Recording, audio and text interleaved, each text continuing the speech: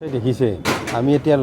আমি চকলেট আমি তেখেতসকলক দিব গৈছোঁ ইয়াত ভিৰ তাৰমানে ইয়াত গণৰাজ্য দিৱসৰ এইটো এটা বিশেষ আকৰ্ষণ হৈছে আকৰ্ষণ মানে কি তেখেতসকল আমি কিছুমান আমাৰ MVI আমাৰ কলিতা আৰু এই সিং ডাঙৰীয়াই হংফং সিং ডাঙৰীয়াই এটা সুন্দৰ পদক্ষেপ লৈছে এই পদক্ষেপটোত তাতে আমি কিছুমান কুৱেশ্যন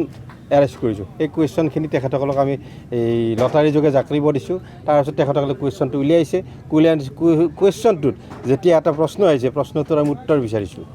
প্ৰশ্নটোৰ উত্তৰ অতি দ্ৰুতগতিত গাড়ী চলালে কি হয় চলাব লাগিব নে নালাগে তেতিয়া কৈছে নালাগে তেতিয়া আমি দুটা চকলেট তেখেতসকলক দিছোঁ আৰু যোনে ক'ব পৰা নাই তাক এটা চকলেট দিছোঁ আমাৰ ইয়াতে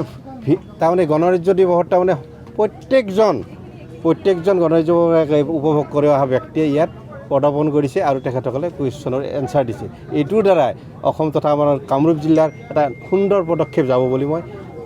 ভাবোঁ আৰু এই ক্ষেত্ৰত আৰু এটা আমি মুখা অভিনয় কৰিছোঁ মুখা অভিনয় আপোনাৰ জানে আধা ঘণ্টা সময় সুন্দৰ এটা পদক্ষেপৰ মাজেৰে তেখেতে মুখা অভিনয় কৰিছে এই মুখা অভিনয়ৰ দ্বাৰাই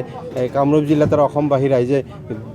গম পাওক যে ৰোড ছেফটি আমি কেনেকৈ মানিব লাগে তাৰ নিয়ম কানুন কেনেকৈ মানিব লাগে আমি মটৰ ভেহিকল কেনেকৈ মানিব লাগে আৰু এই ক্ষেত্ৰত মই ক'ব লাগিব যে আমাৰ সন্মানীয় অসমৰ মুখ্যমন্ত্ৰী মহোদয় নিৰ্দেশ দিছে যে যিকোনো প্ৰগ্ৰেমৰ প্ৰথম অৱস্থাতে আমি ৰোড ছেফটিৰ এৱাৰনেছ দিব লাগে সেইকাৰণে প্ৰথমতে আমাক জিলা প্ৰশাসনে আমাক মুখা অভিনয় কৰিবলৈ আমাক চান্স দিছে সেই চান্সতে আমি এই যেতিয়া যিমান এই ষ্টল হৈছে সেই ষ্টলৰ ভিতৰত আমি ছেকেণ্ড প্ৰাইজ পাবলৈ সক্ষম হৈছোঁ এইকাৰণে হৈছে যে আমাৰ যোনটো বিশেষ এটা পদক্ষেপ যি বিশেষ প্ৰশ্নৰ দ্বাৰা আমি প্ৰচাৰ কৰিবলৈ গৈছোঁ চকলেট দিয়াটো ডাঙৰ বস্তু নহয় কিন্তু এইটো প্ৰচাৰে বহুত মানুহক আহৰণ কৰিছে বহুত মানুহে আমাৰ ষ্টলত আহি তেখেতসকলে উপভোগ কৰিছে 24 চনৰ নৱবৰ্ষতকৈ 25 চনৰ নৱবৰ্ষত কিছু দুৰ্ঘটনাৰ সংখ্যা হ্ৰাস পাইছিল তাৰমানে 24 চনৰ তুলনাত নৱবৰ্ষত কিন্তু হ্ৰাস পোৱা যেন অনুভৱ হয় কিন্তু আমি যেতিয়া মাহ পূৰণ হ'ব তেতিয়া আমি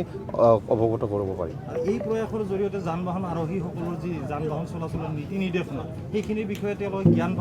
জ্ঞান পাব তেখেতসকলক সুধিছোঁ যেতিয়া কৈছে হেলমেট পৰিধান কৰিব লাগে নে নালাগে তেতিয়া কৈছে লাগিলে কি হয় আমি সেইমতে আমাৰ MVIসকলে সুন্দৰ উত্তৰটো বুজাই দিছে উত্তৰটো ক'ব পাৰিছে বহলাই তেখেতসকলক কৈছে এই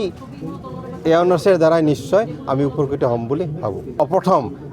অসমৰ ভিতৰতে আমি প্ৰথম এনেকুৱা পদক্ষেপ লোৱা বুলি আমি নিশ্চয় ক'ব লাগিব